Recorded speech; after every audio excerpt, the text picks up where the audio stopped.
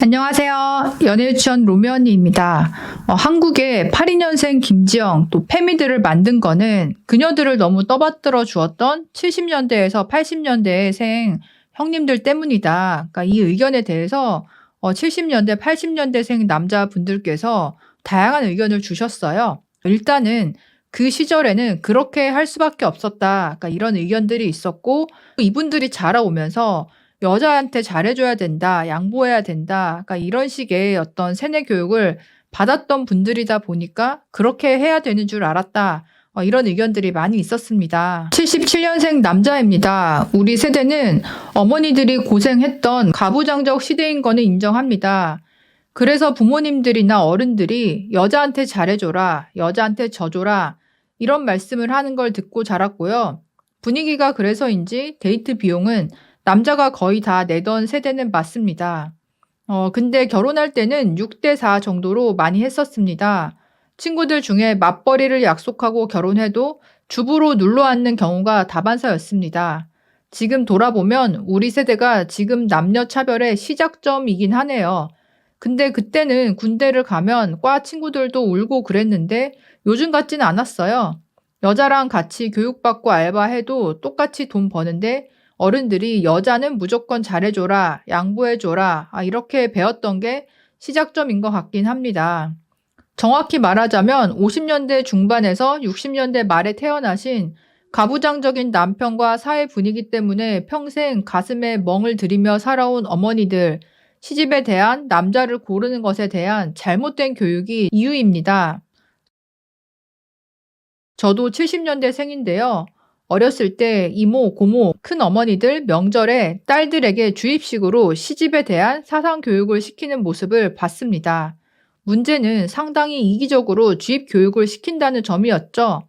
가령 선영아, 너는 무조건 커서 시집 갈 때 남자가 너한테 져줄 줄 아느냐, 절대 여자를 굶기지 않을 만큼 경제력은 있느냐, 당연히 꼼꼼히 따져야 하고 남자 쪽 집안을 잘 봐야 한다. 여자 말을 잘 듣는 남자를 만나야 네 삶이 편해진다. 고모나 너네 엄마처럼 살기 싫으면 이 말을 잘 새겨 들어 놔라. 이런 게 대부분이었습니다. 다른 집들도 별반 다를 바 없이 교육시켰다는 거를 알고 있습니다. 그 엄마, 고모, 이모, 숙모, 큰어머니라는 여자들은 어느 누구도 자기 딸이나 조카들한테 남편과 아내 모두 인격적으로 성장하고 배려하고 책임감을 가져야 하며 어느 한쪽이 다른 쪽에게 무조건 기대어 살려고 하면 행복할 수 없으니 좋은 남편을 만나려면 일단 너부터 훌륭한 여자가 되어라. 이런 교육은 안 시키더라고요. 이렇게 자란 여자들은 자신이 듣고 배운 게 진리라고 믿게 되고 그런 남자들을 찾아다니고 타협을 안 하려 드니 남자들이 불공정 거래 결혼을 강요당하는 나라가 된 겁니다. 어머니 세대의 교육의 실질적인 가장 큰 피해자들은 70년대, 80년대생 남자들입니다. 어떻게 보면 이제 집안에서도 아들에게, 딸에게 좀 다른 교육을 시키거나 메시지를 주는 경우도 있다 보니까 참 과도기 세대였던 것 같아요. 개인적인 생각이지만 전 여친들 부모님들을 보면 보통 이혼하셔서 아버지가 없는 경우에는 엄마들이 딸한테 결혼해서 힘들게 살지 말라고 했고요. 너가 챙길 거 다 챙기고 널 위해 살아라. 남자한테 휘둘리지 말라. 자기 세대를 기준 삼아 딸을 교육했습니다. 이게 말도 안 됩니다. 엄마들 시대와 지금은 천지 차이인데 여자들이 오류가 생길 수밖에 없습니다. 그 당시에 자식만 바라보며 열심히 살아온 어머님들 존경하고 대단하시고 정말 인정합니다. 근데 본인처럼 살게 된다는 생각으로 딸을 교육하면 어머님들이 먼저 돌아가실 텐데 남겨진 딸은 어머니가 책임지실 겁니까? 제대로 교육하는 게 중요하다고 생각합니다.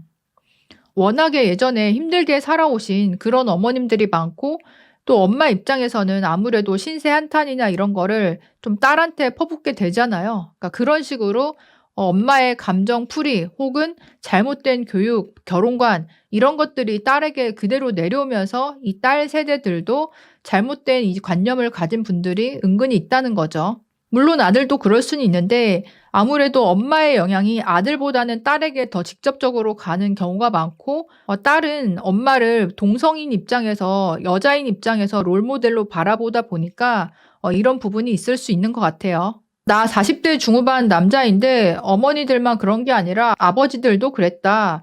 뭐라 하면 남자가 그까짓 거 쪼잔하게 어쩌고 하셨다. 옛날 분들은 그런 게 있었죠. 어머니들이 여자한테 잘해줘라. 여자는 챙겨주면 따라오게 되어 있다. 맨날 이런 식으로 아들들을 정서적으로 거세시켰다. 월급은 여자가 관리해야 된다. 여자 편을 들어줘야지. 여자한테 이겨서 뭐 할래? 여자한테 져줘라. 남자가 양보해야지. 남자가 참아야지. 여자한테 따져서 어쩌라고. 여자도 좀 놀아야지. 놀아보고 시집 가야지. 여자들이 얼마나 힘든지 알아? 등등 많은 어머님들이 내 자식, 남의 자식 가리지 않고 하던 말들이죠. 이런 어머니 분들이 많았었나 봐요. 80년대생입니다. 60년생인 어머니께 여자한테 잘해줘야 된다. 여자는 약하니까 남자가 지켜줘야 된다. 등등 어릴 때부터 세뇌에 가깝게 교육을 받았습니다. 교육받은 대로 행동한 겁니다. 부모님 세대들의 어려움이 있었고 또 한계점이 있잖아요.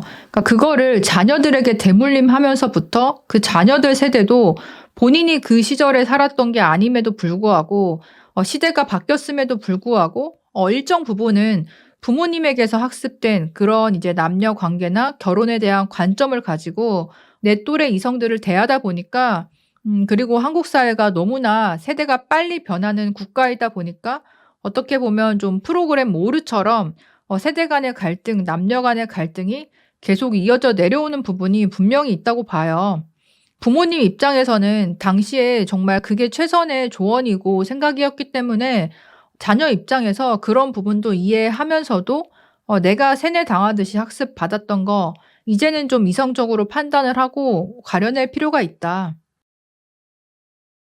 또 많은 의견이 70년대, 80년대생 남자분들께서 본인들이 여자들을 너무나 이제 맞춰주고 잘해주면서 좀 잘못 길들여 놨던 부분에 대해서 반성하는 분들, 또 나는 그 시대의 사람이지만 그러지 않았다. 그래서 이상한 취급을 받았었는데 지금 와서 보니까 내가 맞게 했던 것 같다. 이런 의견들이 또 나뉘어졌습니다. 이거는 인정합니다. 80년대생을 대표해서 진짜 미안하고 죄송합니다.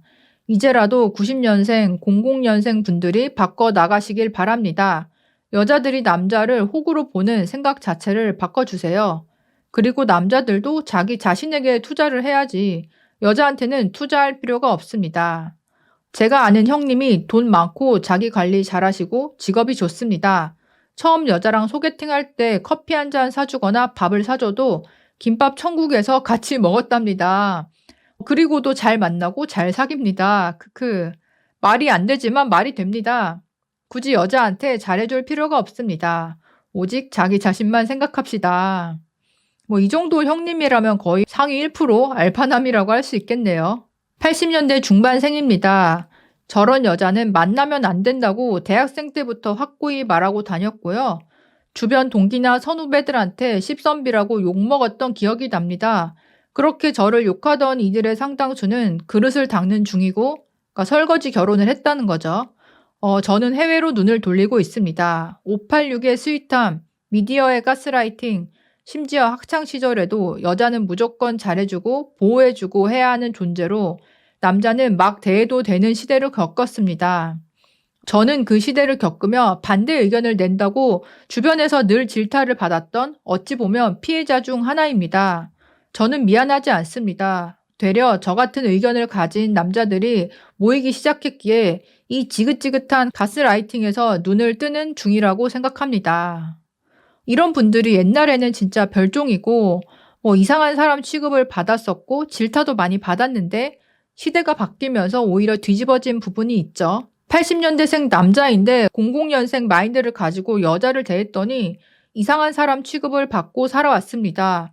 너무 힘들었는데 이제 나 같은 사람들이 점점 생겨서 세상이 조금 살만해진 느낌입니다. 저도 마찬가지인 88년생 남자입니다. 00년생 마인드가 옳은 듯 합니다. 저는 80년대 초반생인데 20대 시절에 파리의 연인 같은 신데렐라 드라마가 대유행했었지요. 경제력, 외모, 집안 모든 걸 다 갖춘 남자가 아무것도 없는 서민 여자의 명랑한 모습에 점점 이끌리게 되는 그런 스토리가 많았고 또 재밌었죠. 예능도 우리 결혼했어요 같은 게 인기가 많았는데 남자가 여자 떠받들고 모시는 장면이 흔했습니다. 그게 전반적인 사회 분위기였던 것 같네요. 파리의 연인 드라마가 아직까지도 회자되고 있는 초히트 드라마이고 까칠한 재벌 2세 남자와 평범한 여자의 사랑을 담은 드라마입니다. 이 당시에는 이런 신데렐라 스토리가 정말 유행을 했고요. 남자 주인공이 이제 박신양 씨가 나왔고요. 태어나는 순간 이미 수백억의 재벌이었던 남자, 타고난 유머 감각과 귀족적 풍모, 그에 걸맞는 젠틀함으로 여자를 사로잡는 남자. 하지만 이제 아픈 스토리가 있는데 정략 결혼을 했다가 이혼을 해서 사랑이 두려운 남자였다. 근데 우연히 파리에서 만난 이제 여주인공의 거침없는 행동과 따뜻한 마음과 다듬어지지 않는 매력에 사로잡혀 31의 첫사랑을 시작한다. 그 다음에 2005년도에 내 이름은 삼순이, 그 드라마도 비슷하게 노처녀가 이제 재벌 2세 까칠한 현빈 씨와 엮이게 되면서 연애를 하게 되는 그런 스토리였고, 2000년대 초반이 이런 신데렐라, 그러니까 판타지 스토리의 절정이었고, 여기서 좀 더 세월이 지나서 한 2010년도에도 시크릿 가든이 대히트를 쳤잖아요. 가난한 스턴트 우먼 길라임과 백화점 2세인 까칠한 현빈 씨가 사랑에 빠져서 결혼하게 되는 그런 이야기였죠. 다음에는 우리 결혼했어요. 여기는 드라마가 아니라 마치 실제 상황처럼 연출을 해서 남자가 얼마나 로맨틱하게 여자한테 잘해주는지, 여자 발을 씻겨주고 이런 거를 적극적으로 연출하면서 여기에서 한 번 더 남자가 이런 식으로 여자한테 로맨틱하게 맞춰줘야 된다. 그런 분위기가 또 한 차례 불었었죠. 그래서 2000년대부터 2010년대까지 이 기간이 여자 상위 신데렐라 스토리의 절정기라고 할 수 있겠고, 앞으로는 절대 오지 않을 시대다. 이렇게 보고 있는데요. 이때 전성기를 누렸던 82년생 김지영, 그 또래 세대들이 아직도 문화 권력의 중심부를 잡고 있다. 여러분들은 어떻게 생각하시나요? 댓글로도 의견 남겨주시고요. 구독과 좋아요도 부탁드립니다. 그럼 다음에 또 만나요. 안녕.